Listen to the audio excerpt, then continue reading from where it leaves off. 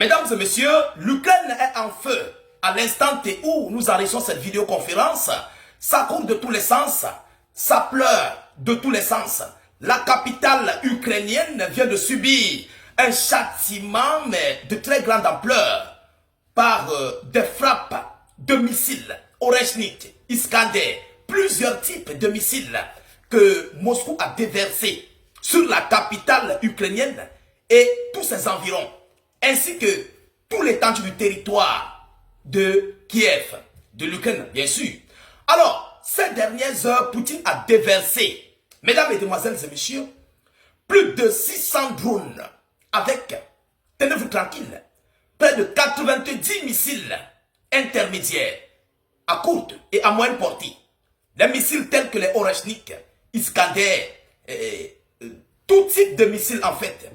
Plusieurs qualités de missiles ont été déversés sur l'ensemble du territoire ukrainien. Mais la capitale a subi un châtiment d'enfer.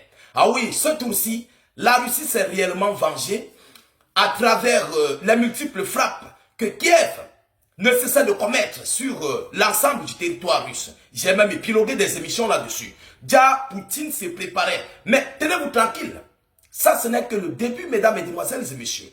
Je vous avais dit que Poutine doit frapper les pays occidentaux. Ne vous dérangez même pas par rapport à ça. Ça, ce n'est que l'avant-goût.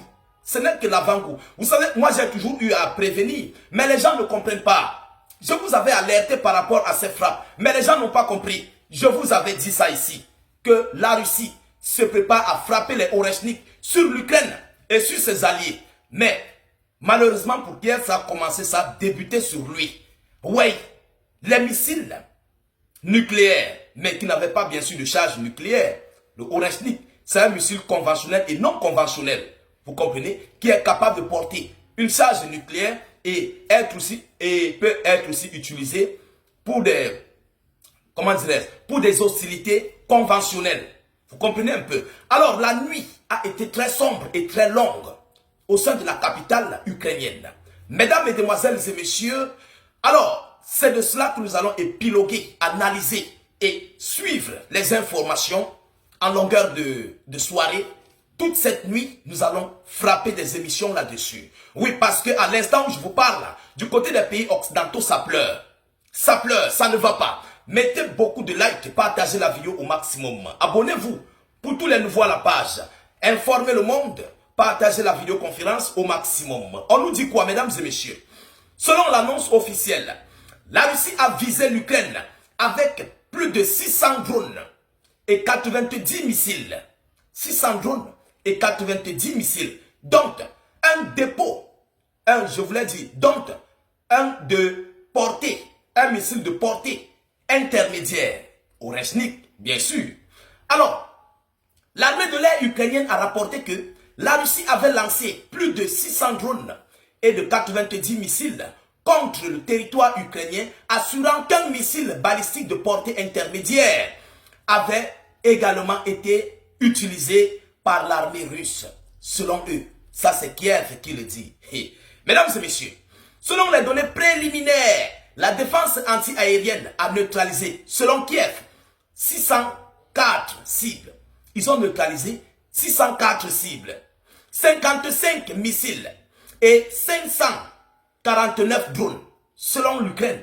Mais on sait qu'ils n'ont rien neutralisé concernant les missiles. Les missiles russes, en fait, ne sont pas... Si les patriotes n'ont pas pu tenir face aux missiles russes, qu'est-ce que Zelensky va développer qui va tenir face aux missiles russes? Et les Russes modernisent de jour comme au lendemain leurs arsenaux militaires en fonction des capacités de défense de l'adversaire.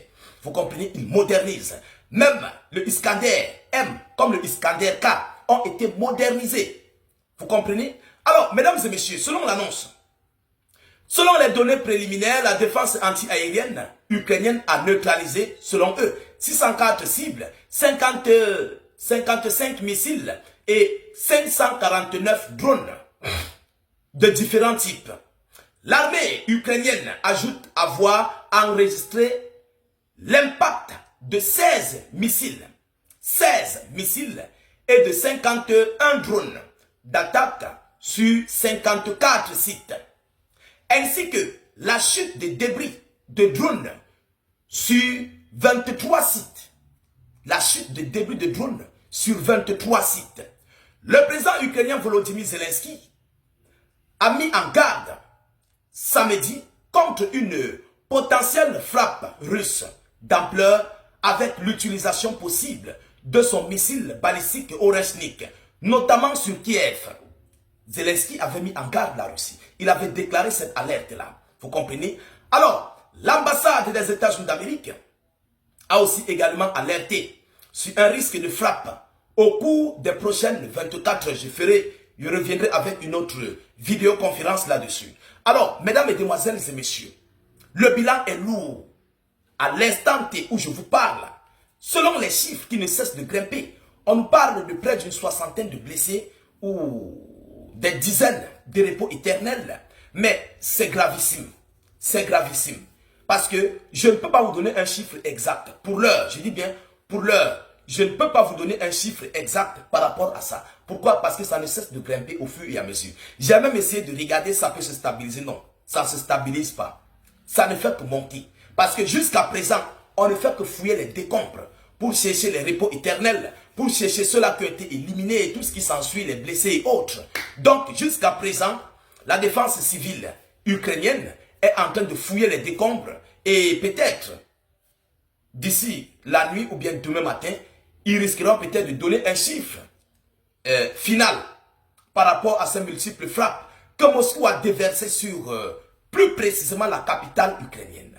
Mesdames, mesdemoiselles et messieurs, alors sans toutefois tarder par rapport à ces multiples frappes, nous attendons les multiples pays de l'OTAN, de l'Union européenne, de l'Europe et tout ce qui s'ensuit, qui ne cessent de faire des annonces bidons. Parce que lorsque Kiev frappait, non, ils jubilaient. Parce que maintenant, là, ils font des annonces bidons. Moi, j'appellerais ça des annonces bidons. Ce sont eux qui ont dit qu'ils veulent la guerre. Bon, maintenant, la guerre est là. Poutine leur montre le voirâtre. Vous comprenez? Le vrai voirâtre. Alors, mesdames, mesdemoiselles et messieurs, par rapport à cette situation, nous attendons ce que l'Ukraine dira. Nous attendons ce que la Russie, Moscou, nous dira par rapport à ça. Nous attendons bel et bien ce que les alliés américains, israéliens, européens, asiatiques et autres nous diront par rapport à ça. Mais on sait que la situation est nauséabonde. Oui, elle risquerait de basculer à un niveau sans précédent. Je dis bien à un niveau sans précédent. Oui, parce que c'est chaud. C'est chaud. Ce que la Russie a fait là. 90 missiles. Maman, mais c'est pour raser Kiev. Poutine a labouré. Il a labouré, il a rasé Kiev. C'est grave. Vous comprenez? Alors, voilà ici l'information que j'avais à vous relayer dans cette vidéoconférence, mesdames et messieurs. Partagez-la dans tous les groupes possibles. N'hésitez pas à vous abonner pour ne plus rater la page, mais aussi ne plus perdre nos vidéoconférences. Surtout, mettez beaucoup de j'aime. Partagez la vidéo dans tous les groupes possibles. Notre but, c'est d'informer le million de personnes. C'est ça notre objectif. Voilà, piétiner les médias mainstream. Vous comprenez? Abonnez-vous au maximum pour ne plus rater la page, ne plus perdre nos vidéoconférences. Je vous reviens tout à l'heure pour une prochaine série d'informations. Soyez encore salués une fois de plus. Ciao, ciao.